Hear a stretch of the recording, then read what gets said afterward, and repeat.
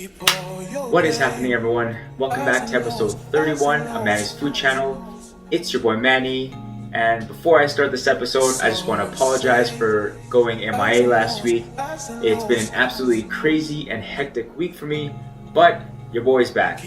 So for today's episode, I'm going to be making a very simple, delicious, melt in your mouth, decadent chocolate lava cake. Now this recipe here is no more than 7 to 8 ingredients in total and will take up no more than at least 30 minutes of your time, and as always it results in absolute deliciousness. So without further ado, time to stop talking and time to get baking. So the first thing I'm going to do is I'm going to melt off some bittersweet chocolate or semi-sweet chocolate and a little bit of butter. But what I'm going to do here is I'm making a bain-marie or a double boiler, and in this pot I have not boiling water but water that's just about to simmer, and I'm just going to leave it at that. I'm not going to bring it up to a boil, and I'm going to put a piece of paper towel here just to let the steam escape, and I'm going to place a heat resistant bowl on top, and then we're going to pour in the chocolate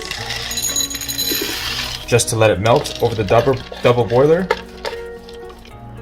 And I'm going to add in the butter. It probably takes a couple minutes. And then once all this is melted, we're going to give it a nice mix and set it aside.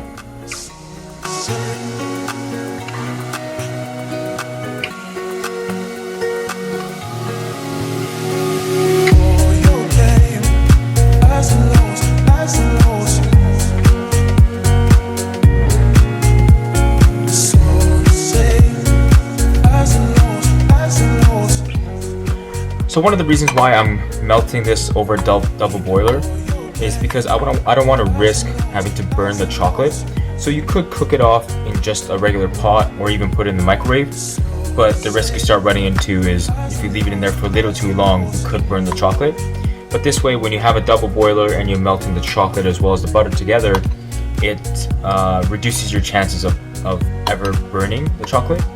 So once your butter and chocolate are melted extremely well, you don't want to go any further than room temperature or a little bit more than room temperature because it takes longer to cool down. So now what I'm going to do is I'm going to remove this mixture here from the double boiler and I'm going to set it aside to cool down. And while this is cooling down, I'm going to start working on the rest of the ingredients by starting off to cream the sugar and the eggs together. So now I'm going to mix in the egg with the sugar. So what I have here are about 2 full eggs and just 2 egg yolks. I'm going to quickly give this the mix just to incorporate all the eggs and the egg yolks, the egg whites and the egg yolks. And then next I'm going to add a touch of sugar as well as a little bit of salt. And I'm going to mix this really well until it turns a very light yellow and velvety kind of texture. And once I'm finished creaming the egg yolks with the sugar, you're going to notice that's going to thicken up just a touch. I don't have a blender here, so I'm going to have to do this step by hand. But if you have a blender, it's going to be a lot easier. And once I do that, I'm going to add in some vanilla extract as well.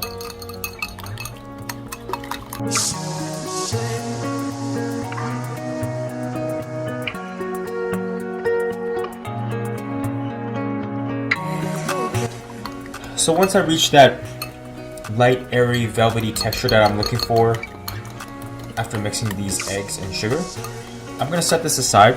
Originally I was going to add my melted butter and chocolate mix to this, but unfortunately my chocolate is still a little bit hot, or too hot rather, so I'm going to set this aside, and in the meantime we're going to work on our ramekins for our lava cake. Now, first what I'm going to do, you want to make sure that this is room temperature butter. I'm going to use it by hand because I want to make sure that I'm going to rub as much butter as possible edge to edge on every single part of the ramekin, and I don't want to miss any part, so that way if you flip it, it doesn't get stuck on one side and ruin the shape and design of our lava cake. So first, get some room temperature butter, and if you want to use your brush, you can use a brush as well, and make sure you generously rub the butter you have inside your ramekin, just just like so.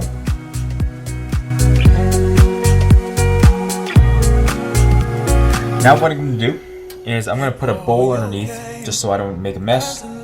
Here I have a mixture of equal parts cocoa powder as well as some sugar. There's many different variations. If you want to use all-purpose flour, you could. If you want to use only cocoa powder or only sugar, anything that helps to remove your lava cake from the mold, that's what I would use. So I'm going to be generous with it because if I have a couple ramekins, I'm going to save any of the leftovers that I have in this ramekin and just dump it in this bowl and try not make a mess in the meantime. But what I'm going to do is slowly toss in all that cocoa powder as well as the sugar to make sure that I coat every single part of my ramekin, just like so. And any excess, just pound the back of the ramekin, and our ramekin is ready to go. So once you do that, we'll set this aside and we'll go back to mixing in the rest of our mixture. Now, before I add in the chocolate mixture, I'm just going to toss in a little bit of vanilla extract. Give this a quick mix. And I'm going to set this whisk aside and slowly incorporate this chocolate mixture. Now you want to make sure that your chocolate mixture is at room temp or just warm enough to the touch. You don't want it to be too hot because if it's too hot, it's going to cook your eggs and scramble your eggs as you dump this in. So I'm just going to maybe start by incorporating half. That'll be a good start. And once I give this a really good mix, then I'll incorporate the other half as well.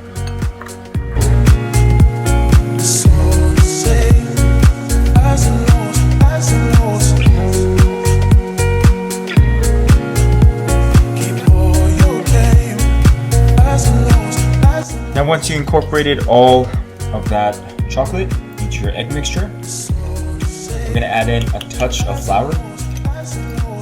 You don't want to add too much because remember the inside you want it to be nice and gooey.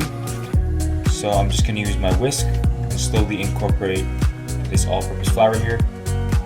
And then once it's ready, we can start to assemble and toss in the batter into the ramekin.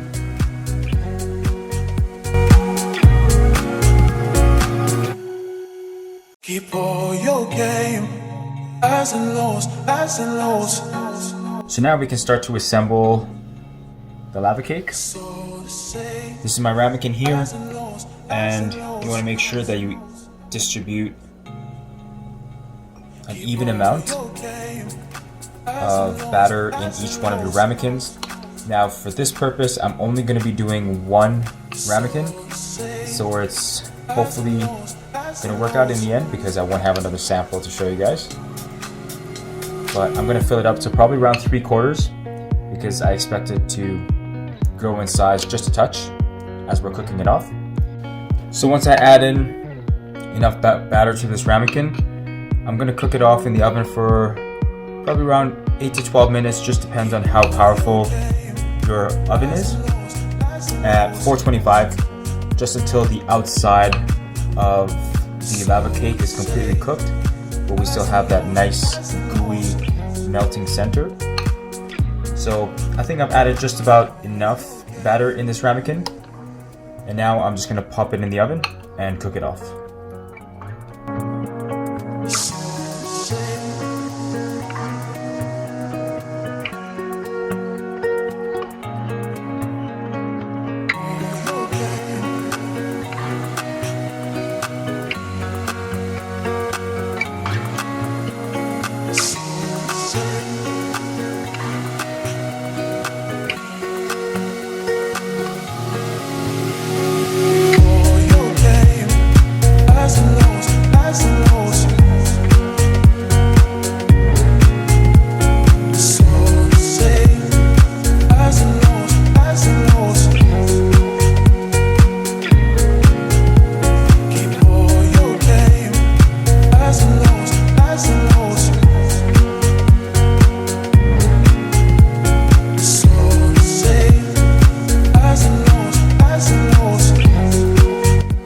I'm not gonna lie, this is actually the first time I officially ever made a chocolate lava cake. I mean, it's been on my list of things to bake for a couple years now, but for some reason I just never got to it. And in the back of my mind I had this preconceived idea that it was going to be a very difficult dish to execute, when in fact it's extremely simple. There's only about 7 to 8 ingredients here, and from start to finish actually it didn't take me any longer than probably around half an hour, I would say. So as a tradition on my channel, I always have to do the taste test. So without further ado, cheers.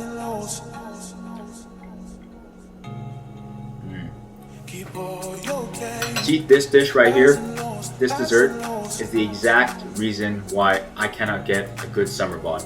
Because I'm forever going to be living in the bulk phase, enjoying food like this. So if you enjoy delicious, gooey, and decadent chocolate lava cake, please try this out, have a go, and let me know how it is. And if you enjoyed this video, please give my video a thumbs up, subscribe to my channel. Stay safe everyone during these holidays, and I look forward to seeing everyone next time.